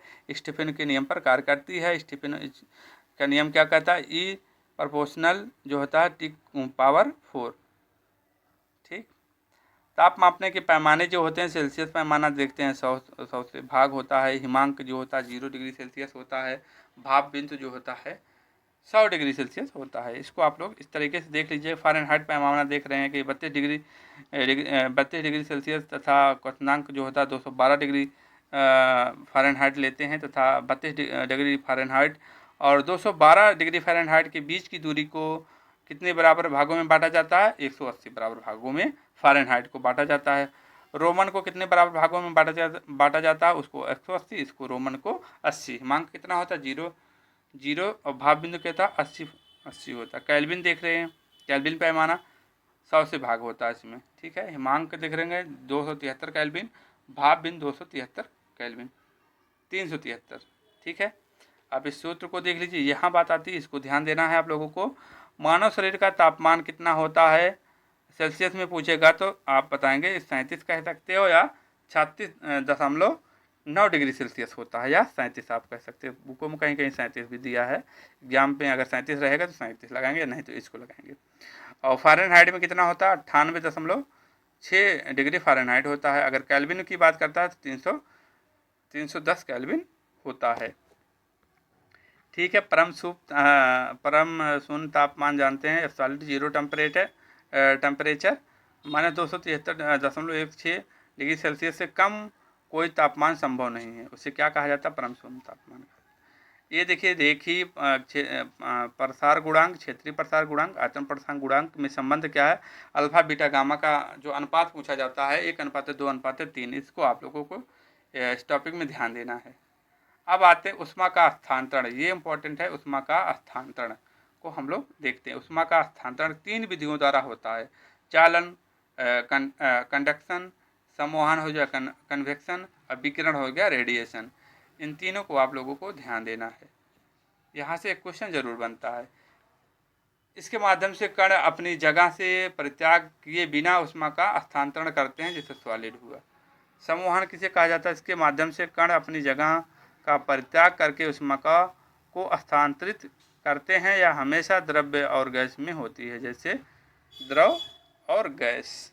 ठीक है। विकिरण की बात करते हैं, इसमें उष्मा का स्थानांतरण के लिए किसी माध्यम की आवश्यकता नहीं होती है।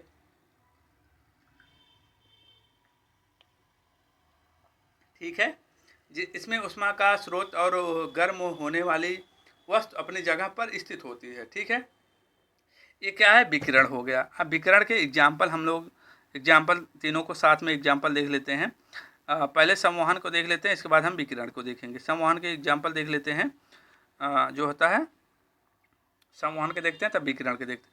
संवहन वायुमंडल का गर्म होना, पृथ्वी का गर्म होना, फ्रिज में कन्वेक्शन करंट का इस्तेमाल करते हैं। इसी वजह से फ्रिज को ऊपर लगाया जाता है।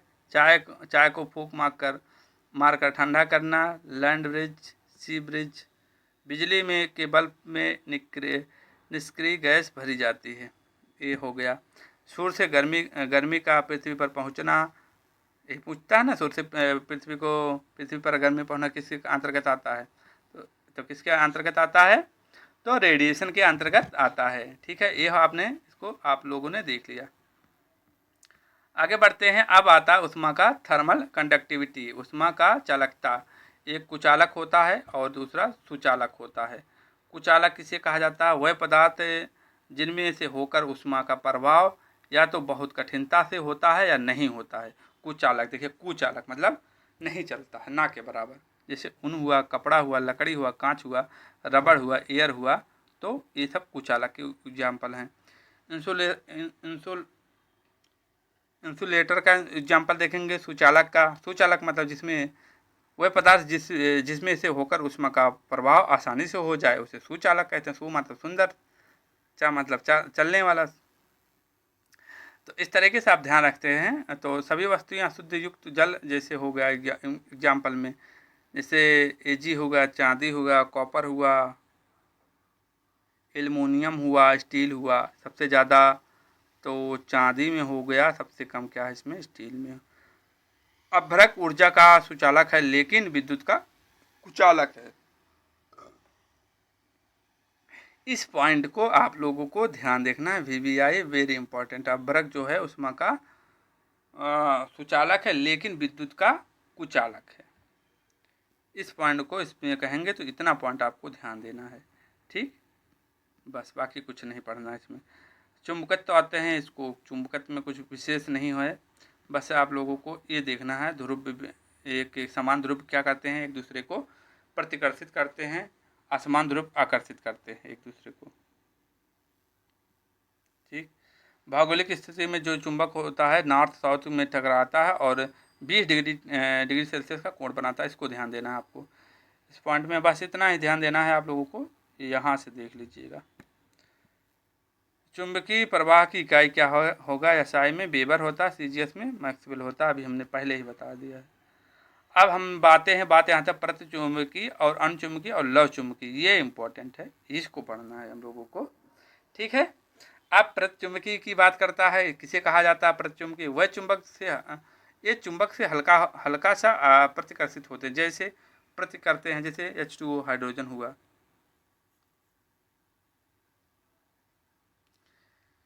लेड हुआ, PB हुआ, टिन हुआ, जिंक हुआ, कॉपर हुआ, चांदी हुआ, ये दूसरे को चुंबक को प्रकृति। अणुचुंबकीय में आते हैं, एग्जाम्पल में देखेंगे, चुंबक से हल्का सा आकर्षण करते हैं, जैसे ऑक्सीजन हुआ, एल्यूमिनियम हुआ, क्रोमियम हुआ, सोडियम हुआ, प्लेटिनियम हुआ, कॉपर क्लोराइड हुआ, ये सब किसमें है, अणुचुंबकीय में। लौह चुंबकीय की बात करते हैं, लौह चुंबकीय में लोहा हो गया, कोबाल्ट हो गया, निकिल हो गया, ये इंपॉर्टेंट तीनों। लोहा, निकिल, कॉपर, सिरामिक, तांबा, सर्वश्रेष्ठ तांबा। विद्युत की चालकता अगर पूछेगा तो सर्वश्रेष्ठ इसकी होती है, ठीक है। बस आपको सर्वोच्च विद्युत चालकता देखो, चांदी, एल्युमिनियम इसमें होता है सबसे कम, विशिष्ट प्रतिरोध चांदी में होता है, ठीक है। क्यूरी इतना तो अब यहाँ से इम्पोर्टेंट नहीं है, बस आपको इसको भी नहीं ध्यान देना है विशेष। अब आगे बढ़ते हैं, विद्युत धारा। विद्युत धारा में हम लोगों को पढ़ना है क्या, इसको देखेंगे। विद्युत धारा में पढ़ना है ओम का नियम क्या है। ओम का नियम भी प्रोपोर्शनल IV = IR। तो इसमें देखेंगे प्रतिरोध किस पर निर्भर करता है, यहाँ से क्वेश्चन बनता है, ठीक है। यहाँ से क्वेश्चन बनता है प्रतिरोध किस पर निर्भर करता है, ताप बढ़ाने पर बढ़ता है। पदार्थ की प्रकृति अलग अलग होती है, बढ़ती घटती रहती है। चालक की लंबाई बढ़ने पर बढ़ती रहती है।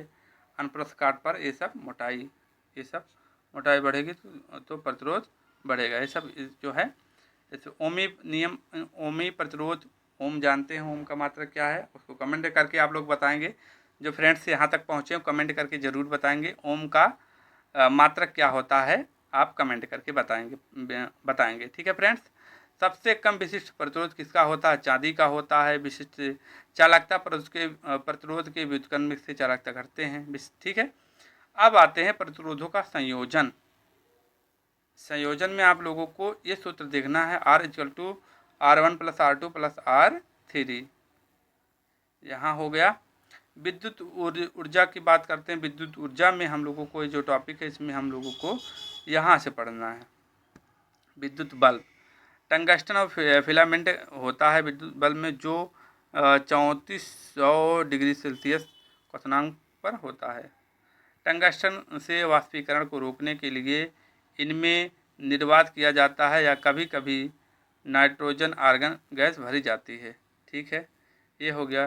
ट्यूब पदार्थ क्या कहते हैं, इसको देख लेते हैं। आर्गन आर्गन प्लस पारा का आवास भरा होता है। घरेलू विद्युत सप्लाई कितने आते होती है 220।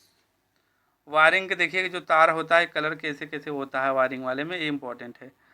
जीवित विद्युतमय लाल, उदासीन तार नेचुरल काले रंग का होता है, भूतार अर्थ वाला तार हरा होता है। 5 ए से लेकर के अंगस्ट्रांग से लेकर 15 अंगस्ट्रांग धारा रहती है। ठीक है।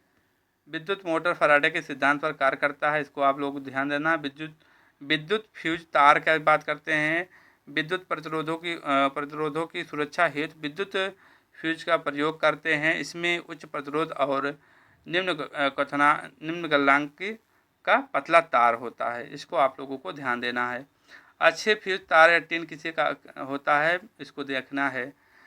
विद्युत के ऊष्मीय प्रभाव पर कार्य करता है। हाइड्रोजन का तंतु टंगस्टन प्लस सोडियम मिश्र धातु होता है। अब यहाँ ये तो देखना है आप लोगों को, इतना आप लोगों को देख लेंगे तो काम हो जाएगा।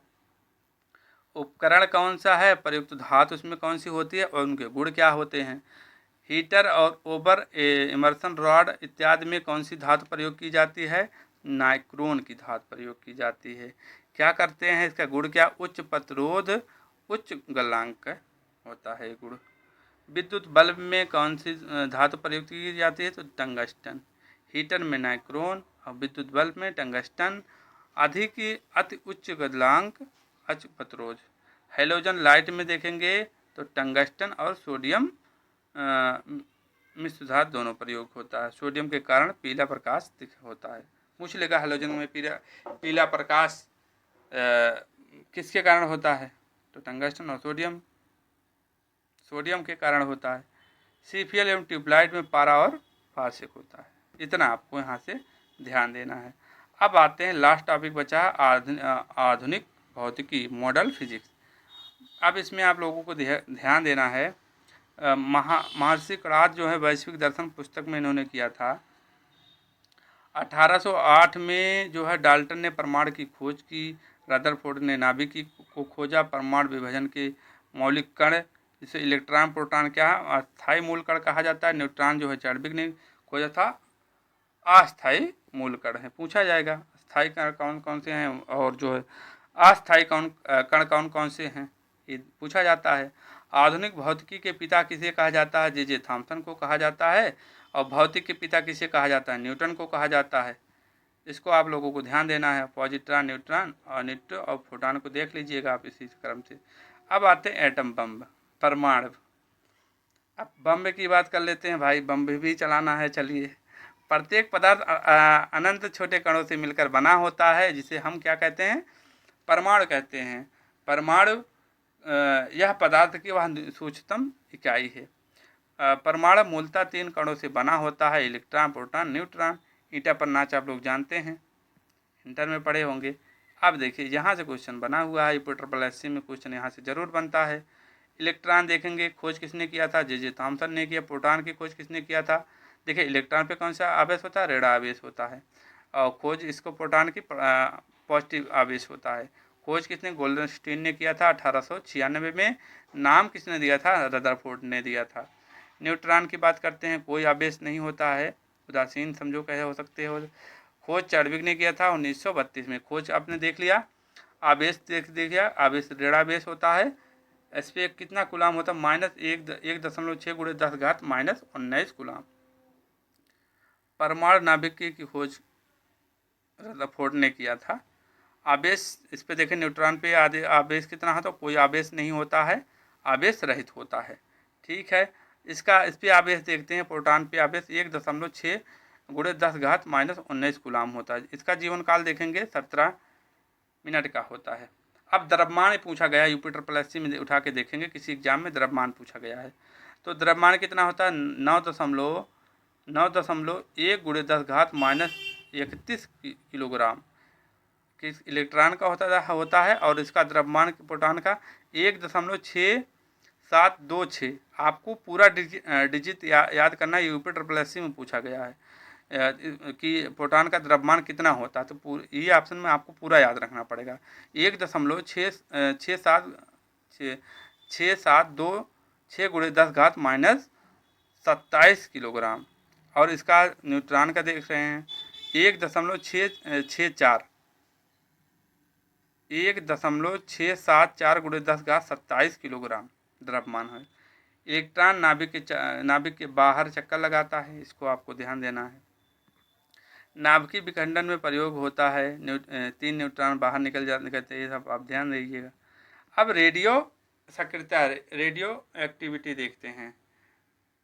होमी जहांगीर भाभा का जन्म 30 अक्टूबर 1919 में हुआ था। Tata institute for fundamental research 1945 में, टाटा मूलभूत अनुसंधान संस्थान 15 अगस्त 1947 में।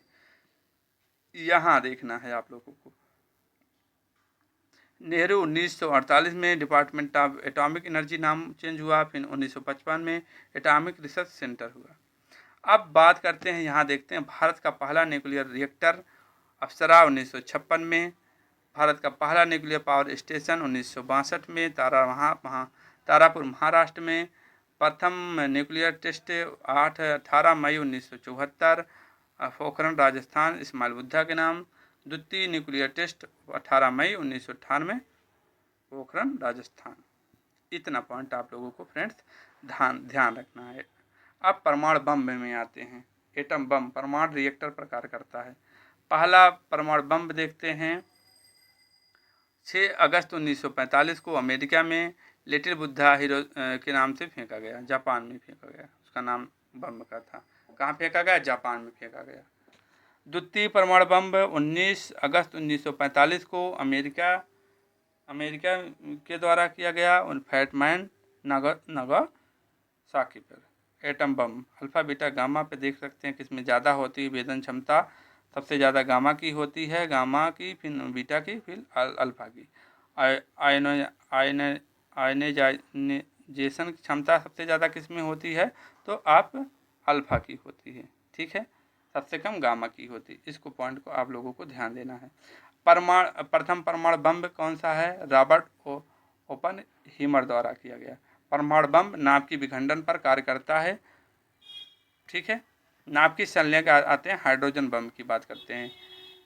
तो नाभ की संलयन आधारित है ऊर्जा विषम। इसको आपको यहाँ आपको देखना है, नाभ की इसको देखना है, यहाँ देखना है।